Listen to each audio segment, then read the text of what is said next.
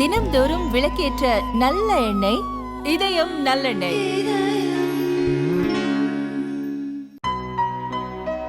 இனிமே கண்ணை மூடிட்டு கடலை எண்ணெய் வாங்கலாம்.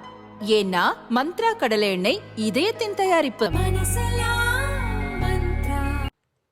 தூத்துக்குடி மாவட்டத்தில் வெள்ளத்தால் பாதிக்கப்பட்ட பகுதிகளில் மத்திய நிதி அமைச்சர் நிர்மலா சீதாராமன் நேற்று ஆய்வு செய்தார். ஸ்ரீவைகுண்டத்தில் ஆய்வு செய்த அவர் வைகுண்டநாதர் கோயிலுக்கு சென்றார்.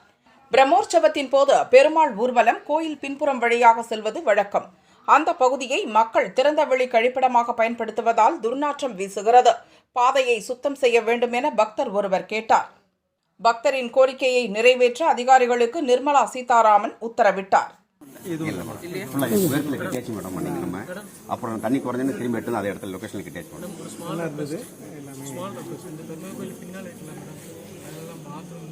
காதல் உழல எல்லாருக்கும் உழற மாதிரி சொல்லணும்.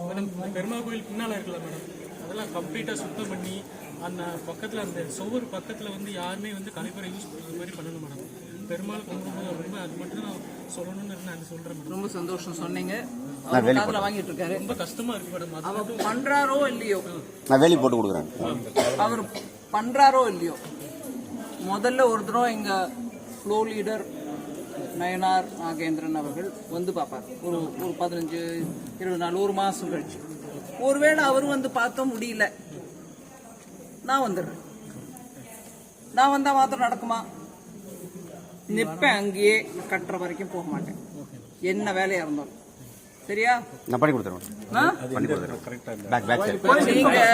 நீங்க பக்த ஜனத்துல ஒருத்தரா இல்ல அந்த கோவில் நிர்வாகியா? என்னோட வீடு இங்க தான் இருக்கு. பக்தர்ல ஒரு ஆளு.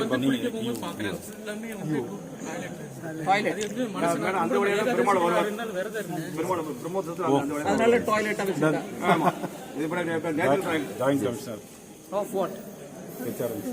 தூத்துக்குடி ரீஜன் அப்படிலாம் பதவியெல்லாம் இருக்கா? பண்ணிடுறீங்க நீங்க? பண்ணிடுறோம் மேடம். பாருங்க, அவர் சொன்னது காதுல விழுந்ததா? என்ன சொன்னாருங்க? ரோட்டுக்கு பின்புறம் அவர் சொன்னதும் என்னங்க? இவர் சொன்னது சம்பளத்துக்காக சொன்னாரு. பிரம்மோற்சவத்துல பெருமாள் பின்னாடி வரும்போது அந்த இடத்துல வர்றதுக்கு கொஞ்சம் நம்மளே மிதிப்புமா? ஒரு நிமிஷம், அது புரியுதோ இல்ல? அவர் ரொம்ப நாகரிகமா சொல்றாரு. அவரு தம்பி சொல்றாரு எப்படி இருக்குன்னு. அதே இடம் தானே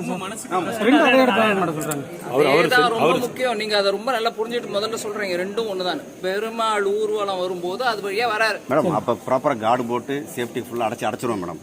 அந்த பப்ளிக் டாய்லெட்டா இருக்கக்கூடிய அந்த ரோட பின்புறமா இருக்கக்கூடிய அந்த விஷயத்த, அந்த தெருவை சுத்தப்படுத்தி கொடுங்கன்னு கேக்குறாங்க. இந்த சாக்கு பெர்மனன்ட் ஃபென்ஸ் போட சொல்றாங்க. பெர்மனன்ட்டா புரியுது. பெர்மனன்ட்டா போட அதை இடிச்சிட்டு மாத்தணுமா? இல்ல இடிக்க வேண்டாம் சார். சுத்தி வேலி போட்டு ஆள் நடமாட முடியாது. எவ்வளவு செலவாகும்?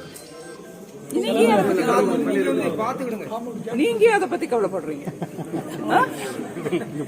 கோவில்ல இவங்களுக்கு 3000 ரூபாய் கொடுக்கறதுக்கே ஒரு ரேஷன் கடையில கொடுக்கற மாதிரி அளந்து பார்த்து கொடுக்கறவங்க நிறைய பைசா மீதி இருக்கும். இங்க சம்பளம் கொடுக்க முடியாது. ஏன்னா அதுக்கு ஒரு காரணம் இருக்கு. அந்த மாதிரி தெருவை ரிப்பேர் பண்றதுக்குலாம் அவங்களுக்கு ஒன்றும் கஷ்டம் இருக்காது. நீங்க அதை பத்தி யோசிக்காதீங்க. நடந்துரும். இல்ல நீங்க என்ன, நீங்க கேட்கிற விதத்துல அவங்க சொல்லுவாங்க, இல்லைங்க பணம் நீங்களும் ரொம்ப பெருமையா CSR ஏற்பாடு பண்றேன். நோவே. Even I can able to give 30,000 rupees. இருப்பா தம்பி, நீ ஏன் உண்டில போடாத, எங்க கொடுக்கணுமோ கொடுத்துக்க. இவங்க கிட்ட இருக்கிற பணத்தை வச்சு அது சரியா கட்டிக்கோ. நான் ரொம்ப கிண்டலும் கேலியமா பேசுறேன், லைட்டா எடுத்துக்காதீங்க. உங்களை வேற எதுவும் கேட்கணும்.